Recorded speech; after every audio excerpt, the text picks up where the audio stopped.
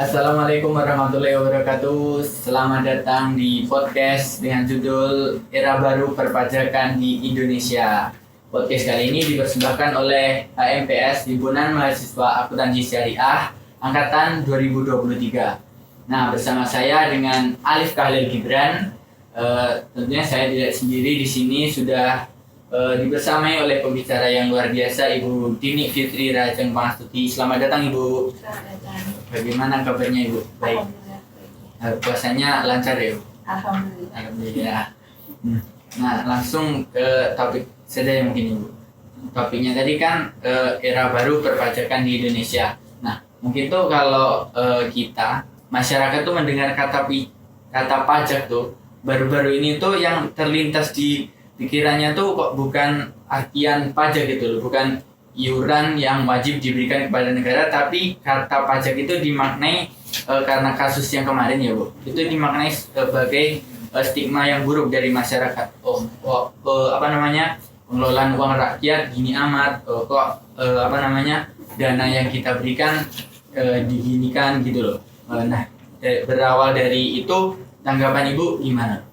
Ya, jadi kalau stigma itu sebetulnya sudah berlangsung dari awal pajak itu dikenakan ya. Jadi kalau dulu itu kan ada gayus kayak gitu ya. Oh iya, juga benar. Banyak kasus lain yang kecil-kecil. Sebetulnya kalau potensi penyalahgunaan pajak itu tidak hanya terjadi di aparat saja sih, menurut saya. Iya. Jadi si wajib pajak itu juga bisa menjadi salah satu pelaku dari kejahatan. Cuma kan memang tidak terlalu di blow up ya. Oh iya.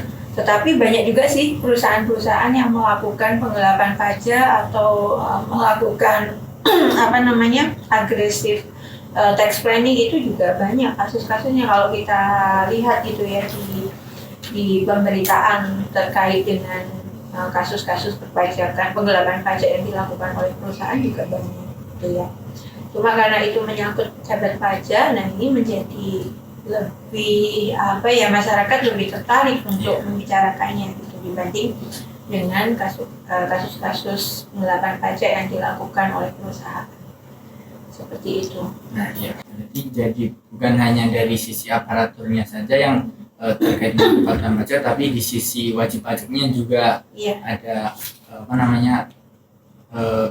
permasalahannya gitu ya, Bu, kurang lebih. Iya. Nah, kalau lebih dalam lagi, Bu, kalau kasus yang belakangan ini kan salah satu kasusnya itu selain korupsi itu ada gratifikasi. Nah, itu gratifikasinya kalau berdasarkan data itu ada 90 US dollar. Nah, itu bukan angka yang sedikit, bisa dibilang itu adalah angka yang cukup besar. Nah, si terdakwa pejabat tadi dari Direktorat Jenderal Pajak itu kan menerima gratifikasi dari beberapa wajib pajak. Nah, dari gratifikasi tersebut itu kan bisa dikatakan pelanggaran gitu. Gratifikasinya itu kalau dari sisi sistem perpajakannya itu kok bisa terjadi gitu, gimana? Maksudnya hubungan antara pejabatnya dengan wajib pajaknya itu apakah terjadi sesuatu kalau dari sisi sistemnya, Bu? Ya, jadi kalau itu kan sistem yang dibuat oleh oknum ya, gratifikasi. Jadi biasanya gratifikasi itu terjadinya karena si wajib pajak itu kena pajak yang tinggi, kemudian kalau secara normatif ya, misalnya dia menghitung pajak, pajaknya sekian gitu, dan dia ingin lebih hemat lagi, maka dia melakukan gratifikasi. Artinya walaupun mengeluarkan gratifikasi, tetapi masih lebih hemat dibandingkan membayar pajak sesuai dengan aturan kan gitu ya. Makanya kan pemerintah sebetulnya juga melihat ada fenomena seperti itu. Makanya kemarin kan ada pengampunan pajak itu ya. Jadi sebetulnya pengampunan pajak itu juga untuk mengurangi adanya gratifikasi. Tapi memang kalau aturan itu berkembang, kejahatan juga berkembang, itu sudah sunatullahnya memang seperti itu kan. Kalau di surat As-Samsi juga disebutkan seperti itu kan. Fa'alhamaha fujuraha wa taqwaha. Jadi manusia di dunia ini akan terbagi menjadi dua golongan gitu ya. golongan yang dia mengikuti jalan ketakwaan atau golongan yang dia mengikuti jalan yang tidak baik seperti itu. Nah itu memang sudah bagian dari sunatullah seperti itu. Ya, jadi memang pilihan ada di tangan kita, kita akan mengikuti yang mana atau kita sudah tahu endingnya akan seperti apa. Ya, jadi baik yang mengikuti jalan ketakwaan maupun keburukan itu sudah ada endingnya akan seperti apa. Seperti itu sih kalau menurut pandangan saya. Ya kalau terkait gratifikasi, nah itu kan berarti ada hubungan tuh Bu, ada hubungan dari orang yang mau pajak dengan wajib pajaknya. Kalau terjadi gratifikasi, nah itu kan kemarin saya dengar berita itu ada upaya untuk hal itu, rekomendasi, saran dari, saya pernah dengar beritanya dari pas waktu rapat antara Kemenkyu dengan Komisi 11 DPR untuk mengatasi gratifikasi itu ada saran kalau semisal wajib pajak itu harus tidak ada hubungan langsungnya dengan orang yang mengurus pajak atau pejabat pajak. Nah kalau dari sistem itu disarankan kalau bagaimana kalau sistem perpajakannya menggunakan sistem teknologi yang berbasis teknologi itu gitu Bu. Jadi ada disarankan untuk pakai teknologi. Nah sementara dari Direktorat Jenderal Pajaknya itu sebenarnya udah ada rencana buat bikin sistem pelayanan pelaporannya itu full sistemnya dinamai dengan Cortex Administration System atau CTAS. Nah itu digadang-gadang direncanakan dimulai 2024. Nah kira-kira kalau pelaporan pelayanan dan sebagainya itu berbasisnya teknologi karena kita mengikuti perkembangan zaman, apakah itu dapat menjawab pertanyaan permasalahan pada saat ini gitu? Ya.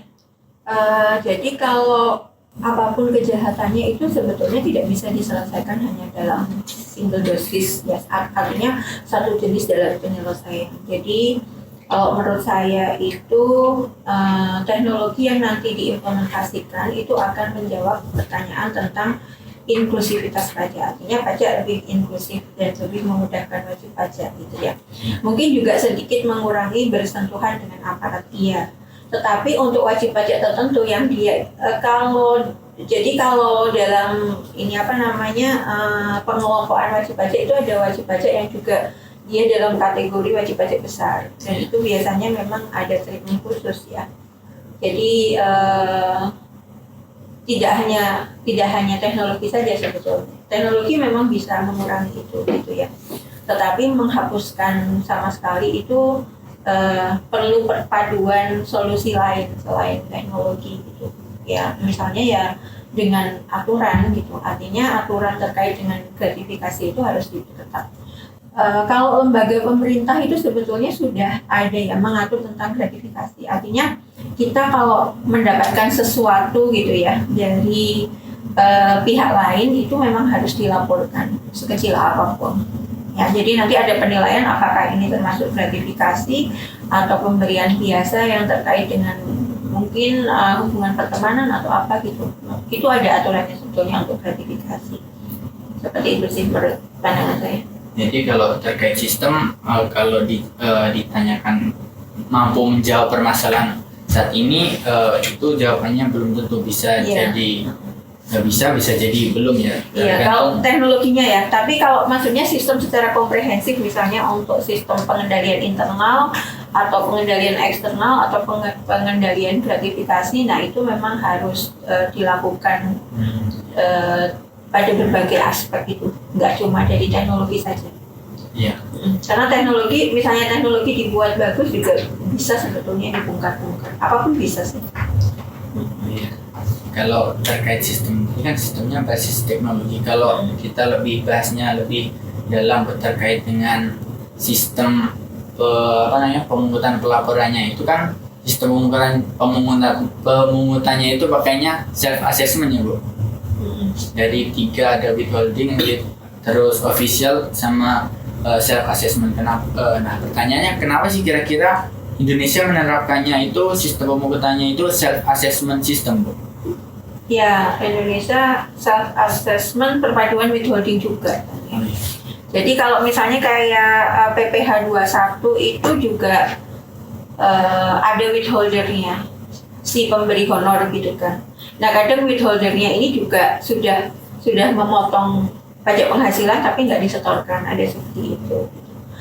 Namun memang di antara pajak-pajak yang sudah dipotong atau dipungut oleh withholder itu memang ada yang harus melaporkan adalah wajib pajak sendiri. Gitu.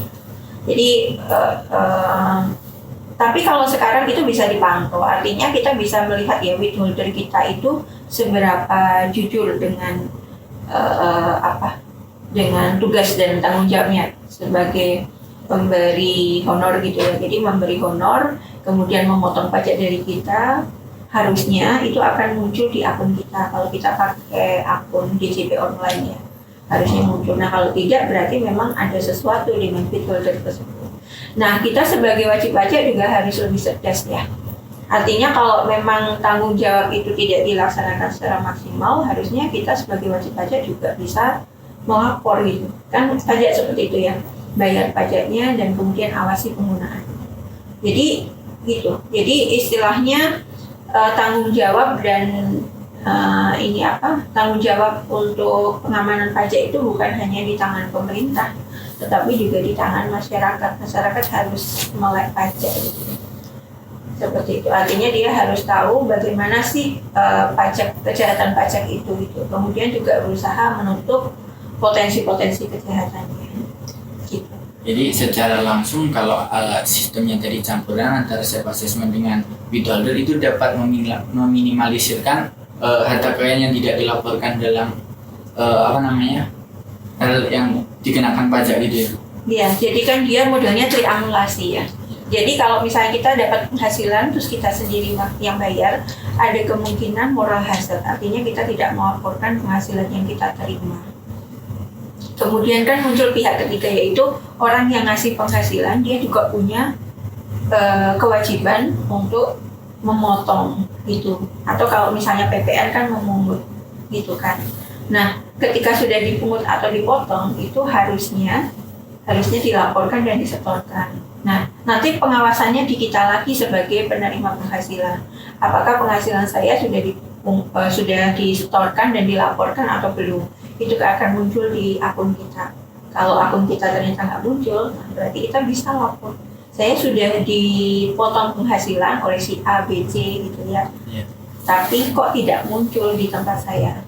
Nah, itu bisa dilaporkan. Menurut saya warga negara harus secerdas itu. Artinya kita nggak cuma protes kok pajakku dikorupsi gitu, tapi kita juga harus menutup celah dan juga maksudnya jangan menambah chaos, tapi kita harus menjadi bagian dari solusi. Kalau berbicara masyarakatnya, itu kan dapat dikatakan literasi pajaknya itu bagi masyarakatnya kurang. Nah itu mungkin upaya dari pemerintah itu mungkin ada saran dari Ibu, apa sih harus dilakukan supaya literasi pajak dari masyarakatnya itu bisa terpenuhi? Karena tidak semua masyarakat dapat mengakses informasi atau literasi tersebut karena dengan berbagai keterbatasannya, Ibu. Nah dari itu gimana sih cara menemukan literasi pajak gitu supaya orang itu paham benar pajak, tidak hanya memprotes pajaknya kok diginiin, data saya ke diginiin kayak gitu. Ya, jadi harus dengan berbagai macam channel ya. Jadi dari sosial media gitu ya, kemudian juga dari anak-anak muda. Kan kalau sekarang itu ada program relawan pajak ya, di mana itu mahasiswa gitu yang menangani itu. Kemudian juga di sosial media gitu. Cuma kita juga perlu melihat channel-channel lain seperti apa yang memungkinkan ya, karena kan kita bisa social testing ke kita ya. Kalau misalnya ada beberapa akun Instagram, itu seberapa sering sih kita ngeklik Instagramnya DJP misalnya, kan mungkin nggak mesti setahun sekali gitu ya. Nah seperti itu, jadi sosial media juga penting. Terus ada juga orang-orang yang memang tidak terlalu aware dengan sosial media, nah itu memang perlu personal touch.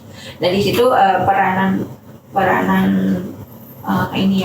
pajak orang-orang di di Dirjen Pajak untuk merancang gimana bisa personal touch gitu. Kalau yang sekarang saya lihat itu kan kayak kemarin itu waktu SPT tahunan itu juga sudah ke kelurahan ya, artinya memang sudah menggandeng masyarakat untuk literasi pajak gitu. Tapi itu untuk mungkin pajak penghasilan saja. Artinya belum sampai literasi ke bagaimana penanganan untuk pengawasan pajak gitu. Nah ini memang juga peranan kampus juga ya. Mungkin bisa menjadi bagian dari kurikulum untuk membantu pemerintah menginformasikan ke masyarakat pada berbagai macam kalangan ya tentang pajak ini. Gitu. Nah, jadi benar sekali. Jadi diperlukannya peranan banyak pihak ya Bu, untuk menumbuhkan literasi di masyarakat. Nah, Iya. tadi Ibu menyinggung SPT tahunan di tahun ini bisa dilakukan di kelurahan. Nah, berbicara hal itu, saya kemarin lihat datanya itu SPT tahunan, yang kan SPT tahunan wajib pribadi, wajib pajak pribadi itu di akhir pelaporannya kan tanggal 31 Maret ya Bu. Iya. Nah, di tanggal 31 Maret itu saya lihat datanya itu kok pertumbuhannya itu naik 2,88% dari tahun sebelumnya.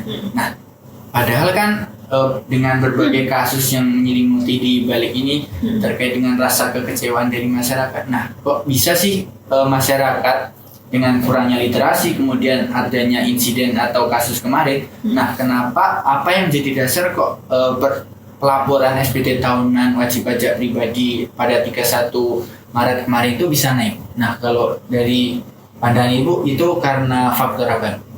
Ya mungkin faktor inklusi tadi ya. Jadi artinya pajak sudah mulai melakukan strategi tertentu supaya kolektivitas pajak itu menjadi lebih baik ya, termasuk menggandeng kelurahan kayak gitu ya. Kemudian untuk generasi Gen Z itu menggunakan digital gitu ya, karena mager gitu ya, generasi mager. Jadi kalau dengan adanya digital itu lebih mudah gitu. Terus campaign yang dilakukan anak muda gitu ya, jadi yang para mahasiswa, maksudnya mulai menyadarkan masyarakat sih tentang pentingnya membayar pajak kayak gitu ya.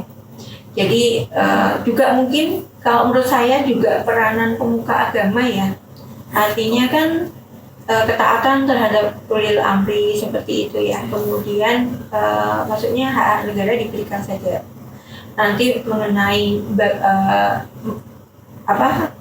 tanggung jawab menindak orang-orang yang menggelapkan pajak itu akan menjadi tanggung jawab pihak yang berwenang gitu. Jadi porsi kita adalah membayar pajak sesuai dengan aturannya, tepat pada waktunya gitu kan. Kemudian juga mendoakan orang-orang itu agar hatinya selalu lurus gitu, seperti itu. Nah itu porsi masyarakat seperti itu. Jadi kita perlu tahu mekanisme pembayaran pajak, pengamanan pajak itu ya, pengawasan pajak. Juga kita karena porsi kita itu masyarakat yang tidak bisa menjangkau sampai ke seperti itu ya, kita harus tahu porsi kita gitu. Dan menjalankan porsi kita sesuai dengan apa yang semestinya.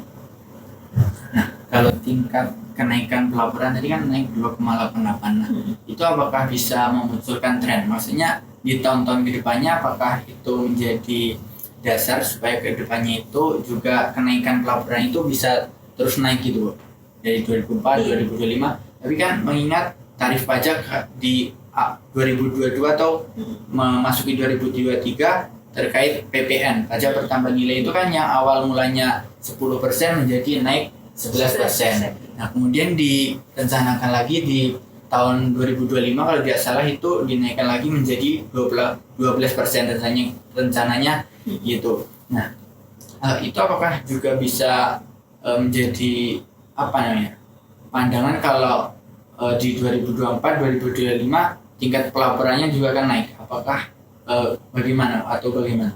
Ya, itu harus diriset sih kalau itu.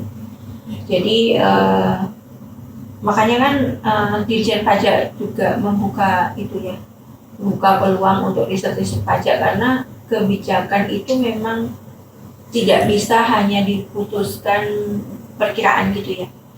Jadi seberapa kemampuan bayar masyarakat untuk teks gitu ya. Kemudian apa nanti dampak dari kenaikan tarif pajak terhadap suatu komoditi itu. Jadi kalau saya kan meneliti pajak terkait dengan komoditi yang memiliki eksternalitas negatif gitu ya. Jadi memang di batas tertentu pajak itu bisa menurunkan konsumsi suatu produk gitu. Nah kalau misalnya saya nggak tahu nanti dampaknya seperti apa, karena kalau PPN itu kan biasanya PPN yang 11% itu untuk produk-produk yang consumer good ya, yang dikonsumsi masyarakat gitu. Nah nanti nggak tahu apakah ini harus diriset dan cukup menarik untuk diriset ya. Jadi apakah tarif pajak yang sekian itu menyebabkan masyarakat jadi tidak mengkonsumsi sesuatu atau tetap gitu ya, tapi dengan fasilitas-fasilitas lain, misalnya perbaikan fasilitas pendidikan, kesehatan dan lain sebagainya. Jadi kalau keuangan negara itu memang variabel penyusunnya sih banyak gitu ya. Salah satu memang pajak gitu ya, yang itu penopang perekonomian Indonesia terbesar dari pajak. Kemudian sebetulnya APBN itu juga disupport dari untuk penyelesaian kasus sosial ya, itu juga disupport dari kegiatan filantropi. Artinya memang pajak dan lembaga filantropi itu sebaiknya berjalan beriringan, saling koordinasi ya, untuk menggerakkan perekonomian, kemudian mengatasi kemiskinan, kemudian juga fasilitas-fasilitas umum kayak gitu. Jadi kalau saya ditanya apakah itu nanti trennya akan meningkat, menurun atau bagaimana, nah itu memang perlu analisis yang lebih dalam lagi. Gitu. Kalau berbicara tarif, kira-kira kalau tarif yang diterapkan di Indonesia mulai dari PPN, PPh dan semacamnya, kalau dibandingkan dengan di luar negeri, kira-kira tarif di Indonesia, tarif pajak di Indonesia ini termasuk tarif yang rendah atau sedang atau yang tinggi? Perpajakan di Indonesia dibandingkan negara lain itu masih relatif rendah untuk beberapa jenis pajak ya. Pajak penghasilan itu yang saya ketahui, pajak penghasilan itu rendah kita. Jadi kalau di beberapa negara di Eropa dan Amerika itu pajak penghasilannya kan sampai 40% ya. Cuma mungkin ini fasilitas umumnya memang jauh gitu ya. Maksudnya kayak misalnya sekolah elementary itu dia gratis kayak gitu ya. Kemudian kesehatan juga bisa diakses secara gratis gitu. Nah saya nggak tahu ya, karena itu juga kesiapan masyarakat juga ya. Kesiapan masyarakat dan kesiapan aparat ketika dia menerima pajak besar atau membayar pajak besar tapi dengan fasilitas seperti itu gimana gitu. Makanya kan itu nggak bisa langsung ya, tapi setahap demi setahap. Nah, ketika roadmap itu dijalankan oleh pemerintah, ternyata ada yang menggerogoti juga gitu. Entah dari aparatnya atau dari si wajib pajak atau dari wajib pajak yang dia berperan sebagai withholder tadi, jadi digerogoti. Seperti itu. Saya rasa itu memang suatu mekanisme alami ya ketika kita akan bertransformasi ke kondisi yang lebih baik gitu ya. Dari sebelumnya itu memang ada pihak-pihak yang tidak sejalan gitu. Tetapi keyakinan saya sih masih banyak yang sejalan gitu. Masyarakat Indonesia itu masih banyak yang sejalan. Kalau masyarakat tuh kan banyak yang ngeluh, kita bayar pajak segini kok, fasilitas yang kita dapat kayak gini, kayak selalu membanding-bandingkan dengan negara-negara luar. Padahal tarif pajak yang diberikan masyarakat di Indonesia dengan tarif pajak di luar saja berbeda jauh. Nah, tadi disebutkan juga oleh Ibu kalau kesiapannya ini memerlukan banyak pihak. Kayak gitu ya, Bu. Peran banyak pihak ya. Menurut saya gitu.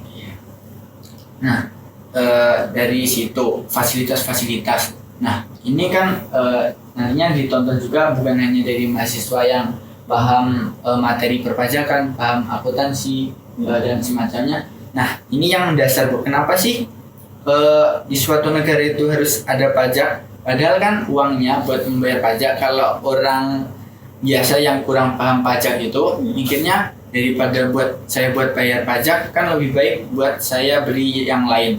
Nah, kalau di sisi akademik kan bisa dinilai daya beli dari masyarakat itu kan meningkat dan itu mengindikasikan perekonomian negaranya itu juga yang sehat gitu loh. Jadi kenapa sih, kalau pertanyaan dasarnya kenapa sih harus ada pajak gitu?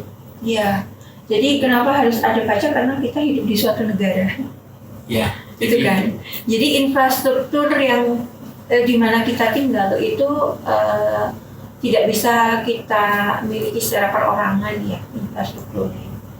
Nah, itu juga tidak bisa kita abaikan saja gitu. Jadi pemerintah punya peran mengatur banyak hal gitu, dan di situ butuh biaya gitu ya. Jadi pengaturan seperti itu kalau tidak didanai dari pajak ya bisa dari unit-unit usaha yang dimiliki oleh pemerintah gitu kan. Seperti itu, atau pinjaman pemerintah kepada rakyatnya via SPSN atau SPSN syariah ya. Jadi biar negara itu tidak berhutang ke luar negeri, kita bisa juga membeli SPSN ya, cukup negara seperti itu. Jadi memang harus bayar pajak kalau menurut saya kan kalau amanah undang-undang seperti itu ya. Jadi bumi dan air dan kekayaan yang ada di dalamnya adalah milik negara dan digunakan untuk sebesar-besar kemakmuran rakyat gitu. Saya lupa bunyi teks undang-undangnya, tapi intinya seperti itu. Artinya ketika kita berpijak di suatu wilayah itu sebetulnya bukan milik kita. Jadi sudah menjadi kewajiban kita sebagai warga negara untuk memberikan hak pada pemilik sesungguhnya. Nah, dalam hal ini pemerintah, supaya untuk maintenance banyak hal ya, seperti itu. Jadi karena kita ditinggal di suatu negara, jadi kita harus kayaknya ibaratnya kita ngekos gitu kan, ada biaya kosnya gitu, ibaratnya gitu ya Bu. Nah, kalau berbicara manfaat yang diterima secara langsung dari masyarakat, itu contohnya apa aja sih Bu? Banyak sih, kalau pajak itu banyak. Tentu saja yang fasilitas umum ya, jadi misalnya jalan, jembatan gitu ya. Kemudian sekolah-sekolah yang milik pemerintah gitu ya. Nah, sekolah itu kan misalnya gedung berdiri, tapi kan nggak terus dia perlu biaya operasional rutin gitu ya, untuk merawatnya biar nggak rusak, atau untuk mendanai orang-orang yang merawatnya kayak gitu ya, atau untuk mendanai kegiatan-kegiatan yang nanti bisa membuat value lagi untuk bangsa dan negara ini kayak gitu. Jadi ada banyak rumah sakit pemerintah, kemudian juga puskesmas seperti itu ya. Jadi banyak fasilitas bendungan ya. Jadi secara langsung sebenarnya apa yang dikritik itu sebenarnya kita merasakan langsung apa manfaat dari pajaknya, cuma kita tidak menyadarinya saja kayak gitu. Tidak menyadarinya. Dari sisi atau ada bagian dari pajak yang kita bayarkan yang itu dimanfaatkan oleh saudara-saudara kita di lain wilayah yang dimana penghasilan pajaknya mungkin masih rendah gitu kan. Kan kalau pajak itu ada pajak daerah, ada pajak negara ya. Nah, ada memang di Indonesia itu kan ada wilayah-wilayah tertentu yang dia itu penghasilan masyarakatnya masih rendah gitu ya. Kemudian juga pendapatan daerahnya relatif rendah juga. Nah, itu kalau tidak disupport dari peran pemerintah itu akan terjadi kesenjangan gitu. Nah, jadi sebetulnya kalau misalnya kacamatanya agak sedikit dirubah ya. Jadi kita membayar pajak juga untuk apa yang ada kita nikmati di sekitar kita dan juga saudara-saudara kita sebangsa setanah air yang lain gitu. Seperti itu juga menikmatinya gitu menurut saya. Kalau tadi kan ada pajak daerah, ada pajak negara. Nah, kalau pajak negara itu kan mengarahnya ke APBN, benar ya? Iya, APBN. Nah, kalau pajak daerah mengarahnya ke APBD. Nah, itu disalurkannya itu maksudnya anggaran untuk belanja, misalnya daerah A bisa dibagikan ke daerah B. Apakah seperti itu bisa? Kalau pajak daerah itu ya untuk daerah itu, daerah setempat. Jadi ada, kalau pajak daerah kan dikumpulkan oleh daerah gitu ya, atas fasilitas-fasilitas tertentu gitu ya. Kemudian kan dari pajak daerah itu nanti disetorkan ke negara juga, terus dikembalikan ke daerah itu bagi hasil ya, sebagai bagi hasil gitu. Kalau kita lihat di laporan keuangan negara Indonesia kan gitu. Jadi pajak-pajak itu masuk gitu ya, kemudian nanti dikembalikan lagi ke daerah itu. Ya. Jadi memang untuk pembangunan daerah itu. Ya. Baik, gitu ya Bu. Nah mungkin itu saja yang dapat kita bahas pada kesempatan kali ini. Mungkin banyak kurangnya, tapi sebelum mengakhiri mungkin ada yang ingin Ibu sampaikan kepada penonton-penonton mungkin terkait dengan perpajakan, ayo bayar pajak atau semacamnya. Iya. Mungkin atau semacamnya Bu yang ingin Ibu sampaikan. Kalau saya mungkin ada dua pesan ya. Yang pertama memang untuk masyarakat gitu ya. Jadi tadi kita harus punya literasi pajak yang memadai gitu ya, supaya kita bisa membayar pajak dengan baik dan mengawasinya. Kemudian juga yang kedua itu memang untuk pemerintah ya. Jadi kalau karena kita di sini di akuntansi syariah, jadi harapannya ya pajaknya syariah juga gitu. Nah, pajak yang syariah itu seperti apa? Artinya di sini kalau di Quran surat Al-Baqarah ayat berapa ya saya lupa. Jadi kan di situ sudah ada peringatan wala talbisul haqqo bil batili wa tatumul haqqo wa antum ta'lamun. Artinya kita jangan mencampur adukan yang tidak baik dan yang baik dalam satu wadah gitu ya. Nah, kalau kita telah lebih dalam, pajak itu sumber-sumbernya itu ada yang halal gitu ya, ada yang subhat gitu ya, seperti cukai, tembakau dan lain sebagainya. Ada yang haram kan, pajak dari minuman keras gitu ya. Nah, itu menurut saya dipisahkan saja dalam pengelolaannya. Karena ini sudah dalam kajian yang berbeda ya, bukan pajak secara hukum gitu ya, tetapi pajak dari sudut pandang agama. Jadi bisa jadi chaos yang terjadi di Indonesia yang dipicu di bidang perpajakan itu memang karena itu. Kita sudah melanggar peringatan yang ada di Al-Qur'an ya. Artinya pajak yang dikumpulkan dari banyak sumber gitu ya, dan banyak kategori itu campur jadi satu dan disalurkan pada sektor-sektor yang mungkin potensial. Pendidikan misalnya, ternyata kita di dalam pemanfaatan pendidikan ada dana haram masuk ke situ gitu. Nah itu untuk kehati-hatian. Jadi saya sih mengharapkan pemerintah bisa punya skema gitu ya, skema perpajakan yang syar'i seperti apa. Kalau dari pandangan saya di situ, jadi dipisahkan aja. Ya, benar. Luar biasa. Saya sih setuju Bu, kalau semisal dipisahkan kayak tadi kan ada asalnya yang dari haram, ada yang dari halal, ada yang dari subhat. Nanti kan balik lagi ke kita yang mengkonsumsi ya Bu. Misalkan kalau di sisi pendidikan kita menikmatinya dengan segala fasilitasnya, itu secara tidak langsung kita juga menikmati apa yang haram, kayak gitu, dari pendapatan yang haram kayak gitu ya Bu. Iya. Nah, mungkin itu sih Bu yang dapat kita bahas, dapat saya tanyakan di sini.